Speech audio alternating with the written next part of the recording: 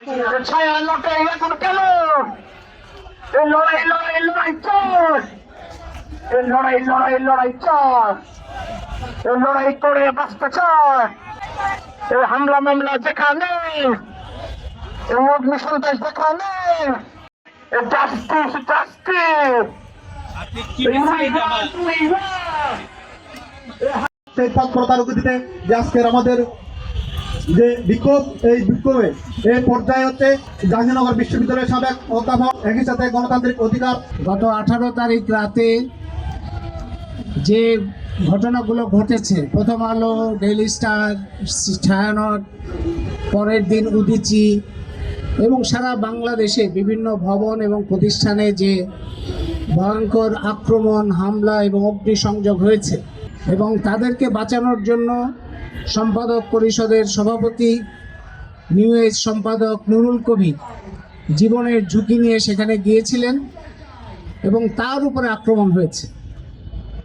এবং আক্রমণ হয়েছে পরিহাসের বিষয় যে যিনি গত 1.5 দশক ধরে এই স্বৈর শাসকের বিরুদ্ধে লড়াই করেছেন, হাসিনা আমলের অন্যায়, দুর্নীতি, মানবাধিকার লঙ্ঘন, নির্বাসনে পাঠানো সব কিছুর বিরুদ্ধে সবসময় সোচ্চার থেকেছেন, তাকে আওয়ামী লীগের দোসর বলে তার উপর আক্রমণ করা হয়েছে।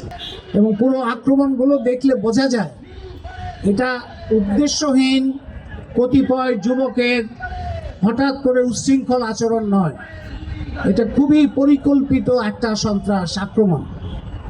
এবং এই ঘটনাগুলো যেভাবে ঘটলো এটা আরও অবিশ্বাস্য এই কারণে যে প্রত্যেকটা ঘটনার সময় তাদের সংখ্যা খুব বেশি ছিল না, কিন্তু তারা যখন এইভাবে আগুন লাগাচ্ছে, সমস্ত কিছু ধ্বংসযজ্ঞ করছে, মানুষকে মৃত্যুর মুখে ঠেলে দিচ্ছে, সেই সময় সামনে পুলিশ দাঁড়ানো ছিল, সেনাবাহিনী দাঁড়ানো ছিল নিষ্ক্রিয়ভাবে। সরকারের এই যে সেনাবাহিনী বা পুলিশের যারা সদস্য দাঁড়িয়েছিলেন তাদের তো কোনো আমরা দোষ দিতে পারি না, কারণ তারা তো উপরের নির্দেশ অনুযায়ী চলে। উপর থেকে নির্দেশ আসে নাই। কেন আসে নাই উপর থেকে নির্দেশ? কেন পুলিশ, সেনাবাহিনীকে ম্যাজিস্ট্রেসি পাওয়ার দেওয়া আছে? সেনাবাহিনী, পুলিশ এবং গোয়েন্দা সংস্থা কি কারণে নিষ্ক্রিয় থাকলো? কেন নীরব থাকলো?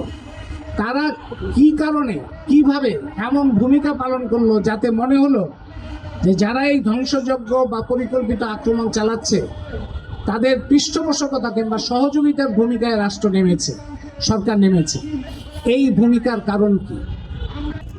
তারা গত 1 বছরে আমরা একাধিক সমাবেশ করেছি, একাধিক প্রতিবাদ করেছি। এই সাংস্কৃতিক জগতে মাজারের উপরে হামলা করা হয়েছে, সংখ্যালঘু জাতি, সংখ্যালঘু ধর্মের মানুষের উপরে আক্রমণ করা হয়েছে, নারীর উপরে নির্যাতন চালানো হয়েছে, গান বাজনা, নাটক, মেলা সব কিছুর উপরে একটা আতঙ্ক ছড়ানো হয়েছে। আজকে সারা দেশে সাংস্কৃতিক তৎপরতা প্রায় অর্ধেক কমে গেছে। এই উদীচী কার্যালয় চালিয়ে দিয়েছে, এতে আমরা ভীত নই, সন্ত্রস্ত নই।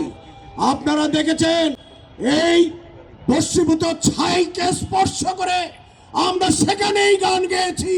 সেই ছাই থেকেই আমরা উদীচী শিল্পী গোষ্ঠী আবার সেই মৌলবাদী শক্তির, সেই অপশক্তিকে রোধ করার শপথ নিয়ে আবার আমরা সংগ্রাম শুরু করেছি। বন্ধুরা আমার, এই যে গত ফ্যাসিবাদ 16 বছর যাবৎ যেই ফ্যাসিবাদী কায়দায় দেশ পরিচালনা করছিল, তারা টিকতে পারে নাই। তারা আওয়ামী লীগ, তোমরা যারা আজকে এই অগ্নিকাণ্ড ঘটাচ্ছ, তাদের চাইতে অনেক বড় শক্তি ছিল, তারা টিকতে পারে নাই বাংলার এই প্রগতিশীল জনগণের কাছে।